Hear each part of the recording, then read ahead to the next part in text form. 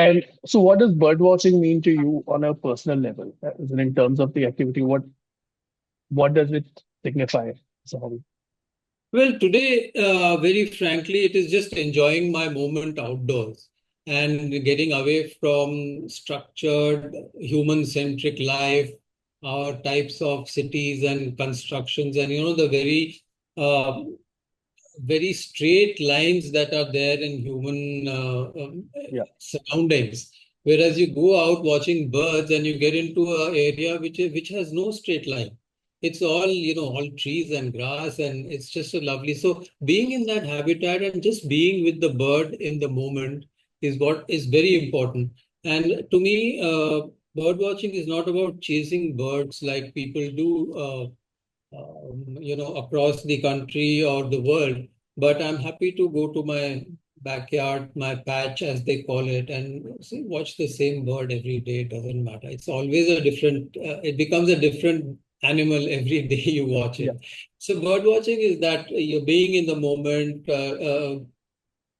allowing nature to come to you rather than you just going and sitting there or walking through it and seeing a few of the things and not really absorbing everything that one could absorb. One Yeah. cannot, one can never absorb everything, but whatever all your senses allow you to. Bird watching is not just sight, it is also sound, it is also perception, it is also um, it's also an experience which you try to uh, cross this barrier of the human and the non-human. What advice would you give to young people who are looking to get into bird watching?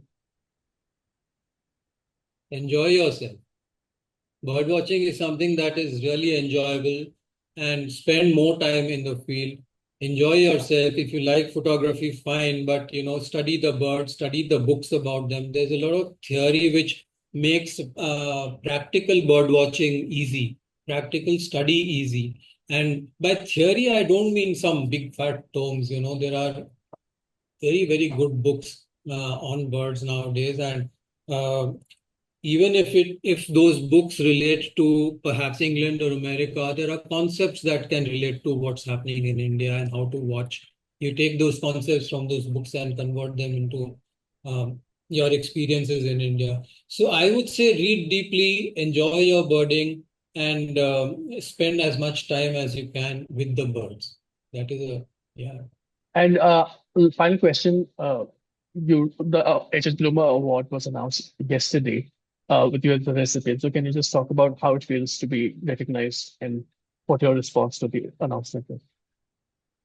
So I won't be untruthful. It's a moment of great pride for me, and I feel as if I have accomplished something. But more than the award, I cannot say enough that the journey to it has been exceptional.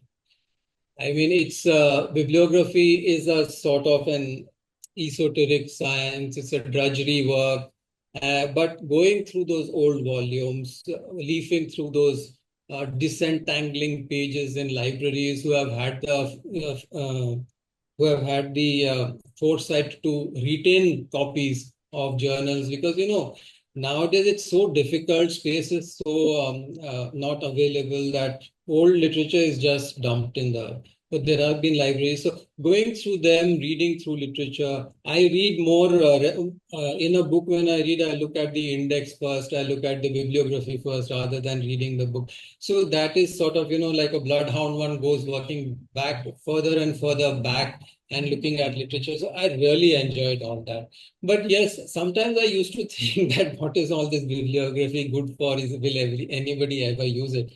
But obviously there are people who realize what it is and who have used it. So it's and more than anything, I feel two things. One is that a great admiration for somebody to have set up an award in 1963 for the work that amateurs do it's, I think, for botany and for ornithology, or maybe even for natural history in general.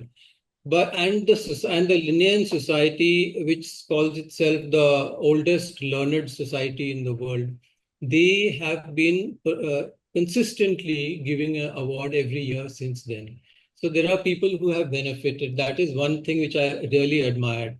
The second thing is that uh, it's an award for amateurs. Amateurs mostly are, the commas and the full stops in the science of. People don't realize. They only realize the author. They only talk about authors of big books, or they talk about scientists who have achieved something or discovered something. But the bedrock of science, at least natural history, not the classical sciences like physics, are amateurs. Whether here or throughout the world, they are amateurs. And this is a recognition of their contribution to world natural history, study of world natural history. So I feel very happy about that, that they have been recognized.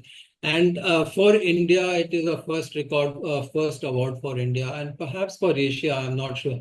But the fact that, there are so many amateur bird watchers in India, it's a great aha moment.